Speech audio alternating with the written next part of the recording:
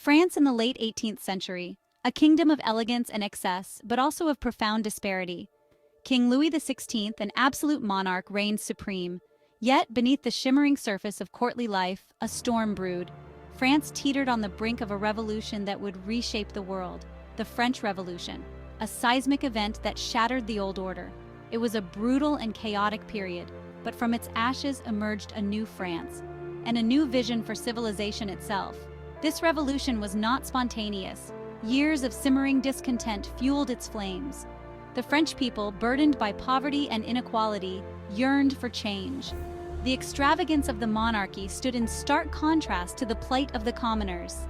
The stage was set for a dramatic confrontation. The French Revolution was about to begin. At the heart of the French monarchy stood Versailles, a palace of unparalleled grandeur. It was the envy of Europe, but Versailles was more than just a royal residence. It was a gilded cage, isolating the monarchy from the realities of France. Within its opulent walls, Louis XVI and Marie Antoinette, his queen, lived a life of extraordinary privilege. Their days were filled with lavish balls, decadent feasts, and endless amusements. They were surrounded by courtiers vying for favor and influence. The cost of maintaining this extravagant lifestyle was staggering. The royal coffers, already depleted by costly wars and inefficient tax systems, strained under the burden.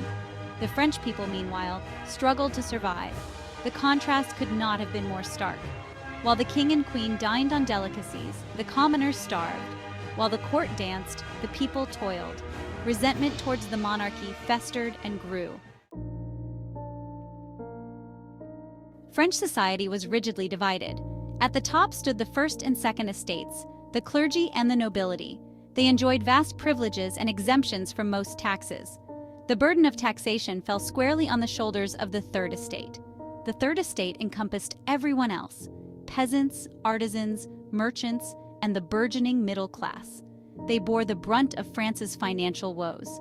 Taxation, coupled with poor harvests and economic stagnation, drove many to the brink of despair. The French peasantry, the backbone of the nation, suffered the most. They toiled endlessly on land they did not own, paying exorbitant taxes and feudal dues. Hunger and poverty were their constant companions. In the cities, the urban workers fared little better. They endured long hours, meager wages, and dangerous working conditions. The French people, from the poorest peasant to the wealthiest merchant, craved change. They demanded a fairer system, one that recognized their rights and addressed their grievances.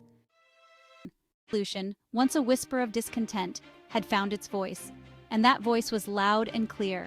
News of the Bastille's fall reverberated throughout France and across Europe. It was a beacon of hope for the oppressed, a warning to the powerful.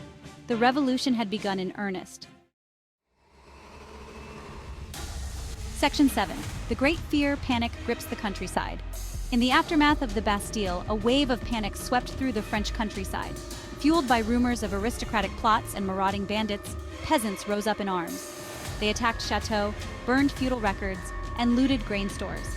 This period of unrest, known as the Great Fear, exposed the deep-seated resentment that simmered beneath the surface of rural France. It was a visceral reaction to centuries of oppression. The Great Fear, though chaotic and violent, had a profound impact on the course of the revolution. It forced the National Assembly to act. In a bid to quell the unrest, they abolished feudalism and its system of privileges. The abolition of feudalism marked a turning point in the revolution. It swept away the last vestiges of the old order. France was now truly entering uncharted territory. Section 8. A New Era. The Declaration of the Rights of Man. In August 1789, amidst the turmoil, the National Assembly issued a landmark document, the Declaration of the Rights of Man and of the Citizen.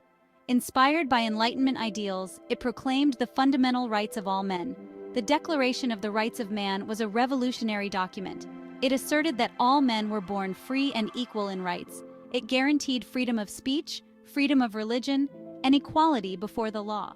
This document, though aspirational in nature, set the stage for a new France. It rejected the privileges of the past and embraced the principles of liberty, equality, and fraternity. The Declaration of the Rights of Man had a profound impact not only on France but on the world. It became a cornerstone of modern democratic thought, inspiring countless movements for freedom and equality. Section 9. The Reign of Terror, Robespierre's Rise. As the revolution progressed, it took a darker turn. France faced internal divisions and external threats. The monarchy's failed attempt to flee the country further eroded public trust. Fear and paranoia gripped the nation. In this climate of suspicion and uncertainty, a new figure rose to prominence: Maximilien Robespierre. A lawyer and revolutionary leader, he became a key figure in the Committee of Public Safety, tasked with protecting the revolution from its enemies. Robespierre, a complex and controversial figure, believed that terror was a necessary tool to safeguard the revolution. He argued that swift and merciless justice was needed to eliminate those who opposed the revolution's goals. Under his leadership, the Reign of Terror began. Section 10. The Guillotine's Reign, Terror and Bloodshed. The guillotine, a symbol of the French Revolution, became an instrument of terror. It was a gruesome spectacle, a public display of revolutionary justice. No one, not even Robespierre's allies, was safe from its blade. The Reign of Terror claimed victims from all walks of life. Aristocrats, priests, peasants, even revolutionaries themselves fell victim to the paranoia and accusations that gripped the nation. The streets of Paris ran red with blood. The guillotine, a chilling symbol of revolutionary excess, became a constant reminder of the revolution's dark side. The Reign of Terror, though brief, left an indelible mark on the French psyche. It was a period of collective madness, a stark reminder of the dangers of unchecked power and revolutionary fervor. Section 11. The Legacy of Revolution, from Napoleon to Modernity. The Reign of Terror eventually reached its end. Robespierre himself was overthrown and executed in 1794. The revolution, however, was far from over. Following a period of instability known as the Directory, a young general named Napoleon Bonaparte seized power in 1799. Napoleon's rise marked the end of the French Revolution. He established a new empire, spreading the revolution's ideals, albeit through conquest. The French Revolution, despite its tumultuous and often contradictory nature, left an enduring legacy. It shattered the old order, challenged absolute monarchy, and ignited a spirit of democratic reform that would sweep across Europe and beyond. The ideals of liberty, equality, and fraternity, though often betrayed during the revolution itself, continued to inspire generations of reformers and revolutionaries. The French Revolution, a beacon of hope and a warning from the past, remains a pivotal event in human history.